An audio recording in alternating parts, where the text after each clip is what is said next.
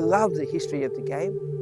I love France, and I love being here. You can see I'm very excited about being here and looking forward to everything. It will be one of the world's best tennis courts. Oh, hi everybody. My name's Wayne Davies.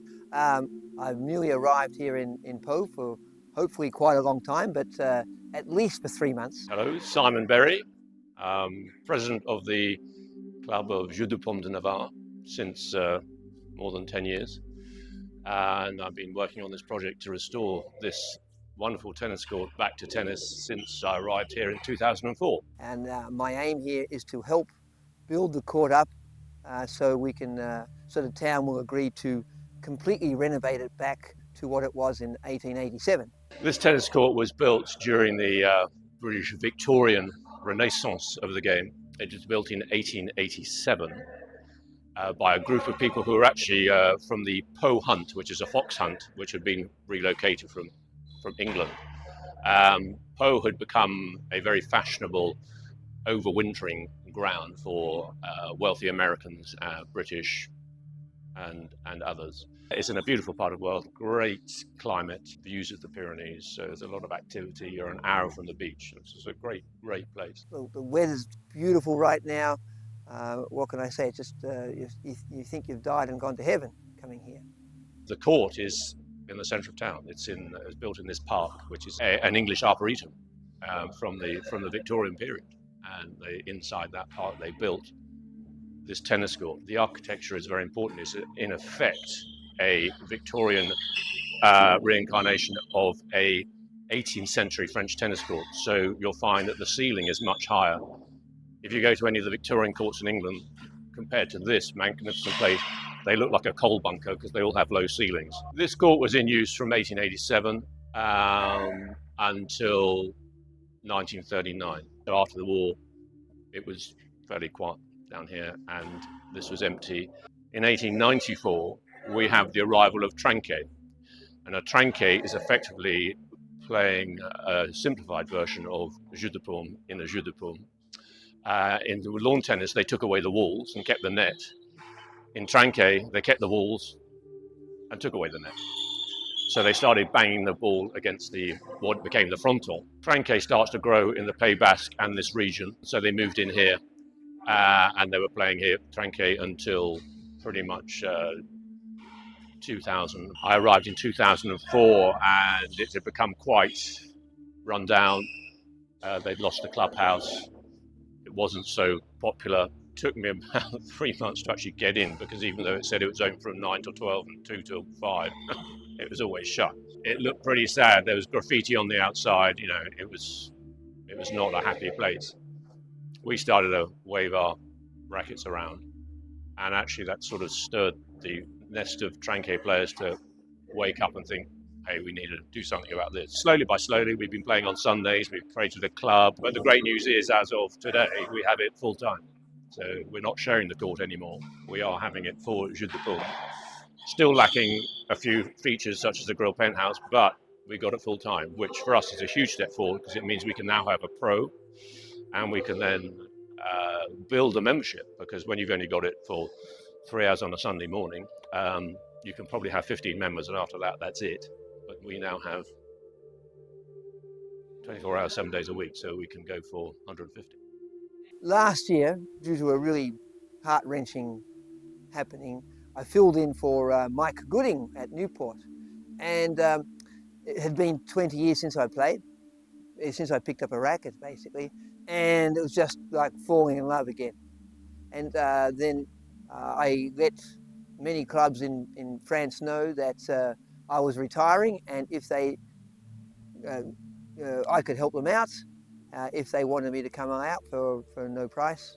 And so Pau jumped at the chance, and I think it's great. I'm here having a great time in a new culture. I recently retired just for 2 weeks, and very much looking forward to getting back into the game and being a part of this whole place. Clubhouse here, it was derelict when I arrived. It was derelict for about 15 years, and then they converted into a salon de thé, and it's now a little restaurant which serves food at lunchtime, and adds a lot of life to this corner. This was built as a jeu de dos. I'm actually standing currently above Chase 2. So this floor should not be here, and I will descend quickly. About a foot in front of me would be the line of the dedans battery wall. But we are lacking the end penthouses. And the side gallery the roof has been lowered. It's still the same width, but actually the roof has been lowered. So the side gallery openings are a bit like a letterbox. So you have to pick up your game. So if you're familiar to the game, first of all, you think you could never play a proper game. But far, far from the truth. It's amazing. The first thing I found, though, the biggest thing to get used to, was suppose they do a bad railroad to me.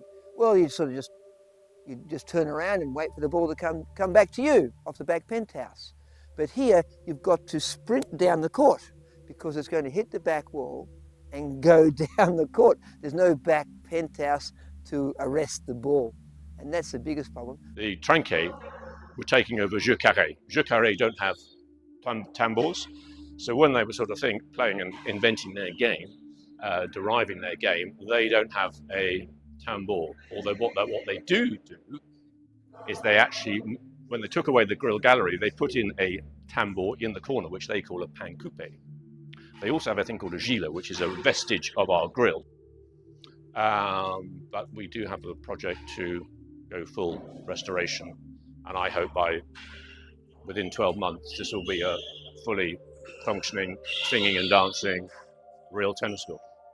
Well, the next steps of the project, the biggest thing is to raise the penthouse back to its proper height and put in the grill penthouse and the dedans penthouse.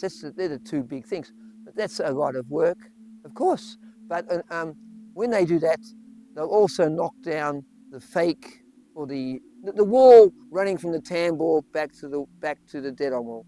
That will be knocked back. The tambour is behind that, and so it won't take much to get it back to what it should be. It is a council building. It's run by the council sports department. That makes life quite advantageous in terms of finance, but difficult in terms of moving things along with persuasion. But we do have a mayor who is also a senator, basically a cabinet minister in Paris, who is the mayor, and he's been mayor for about 9 years now, and he supports our project. And he wants to restore it fully.